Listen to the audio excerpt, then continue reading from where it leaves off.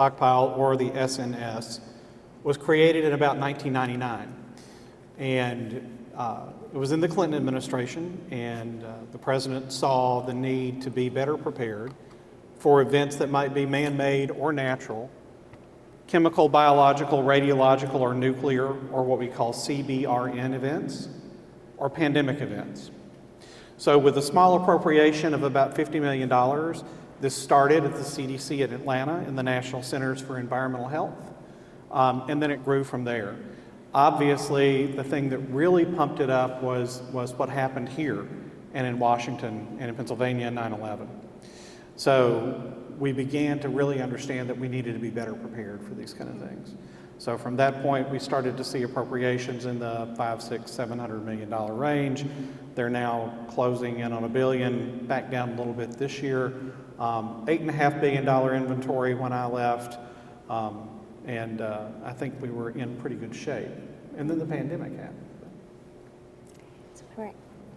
So before we go into some more questions, when we think about the stockpile, there's kind of a myth that some people think it's just a warehouse that exists. Yeah. Could you kind of tell us a little bit more about what is the reality? Absolutely. And I hate when I hear that, because we get this picture of, I don't know, we're doing real well at this point. Is it working? Sounds like it's cutting in and out. So we get this picture of like the Indiana Jones warehouse, right? With the Ark of the Covenant somewhere under a dusty thing with top men looking at it, right? But the reality is yes, there is warehousing, and we do hold pharmaceuticals, and we hold medical supplies and medical devices and a variety of other things that you need to be able to respond. But what the Strategic National Stockpile really is, it's a capability. It's a set of capabilities. It's a system that's capable of responding to all of these health crises, health security events in the United States in an instant, when we have to be there, when the other option is a lot of people are going to die. So it's far more than just a bunch of stuff in a warehouse. It's the entire capability set, from preparing and planning for what things you need, to how to put those in the right place at the right time, to how to have people use those in an effective way. So looking back on your experience, if you were to redesign the national stockpile today, what would you do to make it truly more resilient? Yeah, so with the hindsight that I have now and all the years I've had to think about this, what did I do wrong, right? So the first thing is, we need to see the Congress appropriate more funds to it, because these problems are not going away, and they're only going to get worse as time goes on. We've not seen the only pandemic event we're going to see in our lifetime. There's going to be another one. The question is just when. There's already disease circulating out there. H5N1. We saw monkeypox. There's going to be something else, so there's no question. So there needs to be more money in it. But what has to happen, I think, is the government can't pay for everything. What we've got to figure out how to do, Shannon, I think, is encourage private sector investment. And how do we bring that to the table in a way that is rational, so that we have a continued supply of those things that we need, so that it is beneficial for the investors, but also takes care of the public. And that's one of the reasons I enjoy talking with you, because I think you're doing a great job in this space. And I think your plans for this really fall along the lines of some of the things that are needed to make it better, to make it more resilient. I appreciate that, Greg. For all the executives in this room, especially individuals that are running their own company, how should they think about the fragility of global supply chains, or what do they really need to know to make sure that their business is prepared? Yeah, I think a lot of people were really surprised in COVID with the inability of supply chains to react to the changes that were happening, the shutdown of manufacturing in some places, to the inability to do good transportation and that kind of thing. So I think what you have to think about is, what are those key critical items or things that I need to keep my business running? What do I need to keep customers satisfied? What do I need to deliver the services I'm trying to deliver? And figure out multiple pathways to get to those things in the event of a crisis.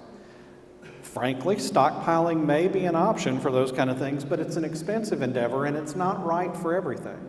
So when you think about the prepper that has 4,000 heater meals on the shelf because they think someday they're not going to be able to get food, I can't tell you that's right or wrong. I don't do that.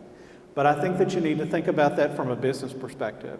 How do you increase your resilience? By looking at the supply chain issues that you face on a day-to-day basis. That's funny. I would have thought the person running the stockpile would have been stockpiling at home as well. So I think it shows us how dynamic you are, Greg. So as we think about onshoring and we think about systemic vulnerabilities, what did you experience when you were working at the SNS that maybe kind of showed you where there was a deep vulnerability or fragility, and what can we learn from that? So, we experienced a lot of interesting things and a lot of interesting endeavors that we did. The stockpile is one of those things that you just don't hear about. And our perspective has always been, if we're doing what we're supposed to be doing the right way, you probably will never hear about us, right? So, we would run across these situations where there was a crisis in a particular area, whether it was a natural event or something else that we had to respond to.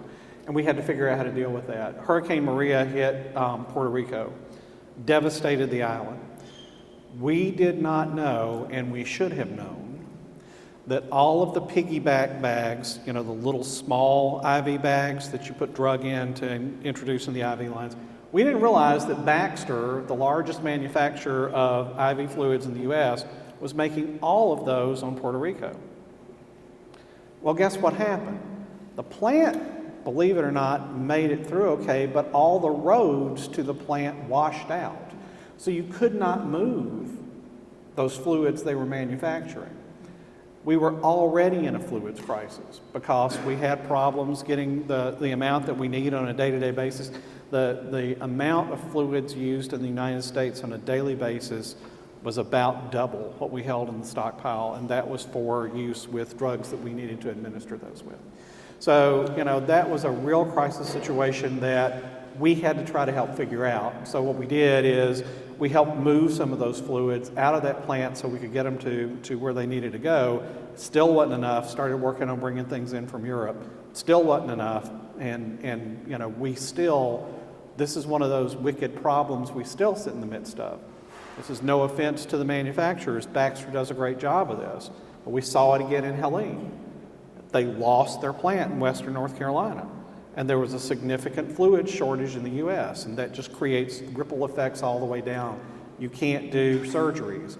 So we had to cancel electives so that we could do necessary surgeries, and so on and on and on and on.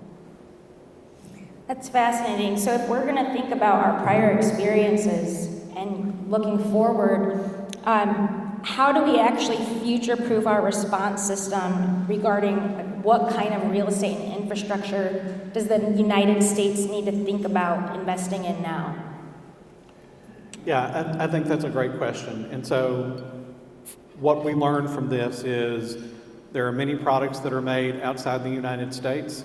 Many of these products, frankly, can't be made in the United States. But whether we need facilities to do full end-to-end manufacturing, whether we need facilities to store API that we know are coming from areas that are very vulnerable to either a geopolitical conflict or natural events or whatever else may cut those off when we need them. So we need to see manufacturing, we need to see storage, we need to see fill-finish capability. And then in very extremist situations, we need to see capability to bring up rapidly treatment facilities for large numbers of people. How do you do that? And I think, you're thinking about the right things in those spaces. And so as we continue this discussion around reshoring, how do we make sure that it's perceived as a smart business decision, not solely a patriotic one? Yeah, I think that's one of those hard questions too, right? Because there are definite challenges to manufacturing pharmaceuticals in the U.S. The movement of the API that you need, the acquisition of the API that we don't have in the United States that we can't make synthetics for. So, and then there are also the costs to manufacture in the U.S.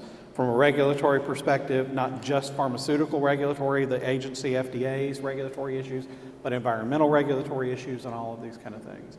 So how do we make this palatable to somebody that may say, I want to invest in bringing up lines here? Well, once again, you can't look to, well, I'm going to bring up something and sell a bunch of stuff to the government and I'm going to be golden. Because a lot of people tried to do that in the pandemic and that's just not going to work. It's how do we create value in that supply chain so that, one, people are willing to invest, two, hospital executives are willing to purchase. How do we make them understand that, yeah, you can save 3 cents a mask if you buy it over there, but if you buy it here, you've got a continuous supply. And I think we have to think about those things better. So it sounds like you're talking about making sure that we have a comprehensive solution and thinking about not just building the real estate, but having kind of ecosystems where we're having real synergies, right? Go ahead. Yeah, absolutely. You can't do it without the real property. You can't do it without the facilities. But we've got to have discussion, I think, on a much wider level about what is the entire, as you say, the ecosystem that we're trying to work within here, right? So does it make sense for hospital, facility X to save 3 cents a mask when they know that that's going to get cut off if there's another pandemic? Maybe we need to spend 3 cents. And we're literally talking these kind of numbers sometimes. If we can spend 3 cents more a mask, then I can keep a large manufacturing plant in the United States, so I'm not going to end up without again. And I think we have to think about how to talk to that, and I think we need to think about it from the perspective of how do we talk to investors, how do we talk to manufacturers, and how do we talk to end users and buyers. That's really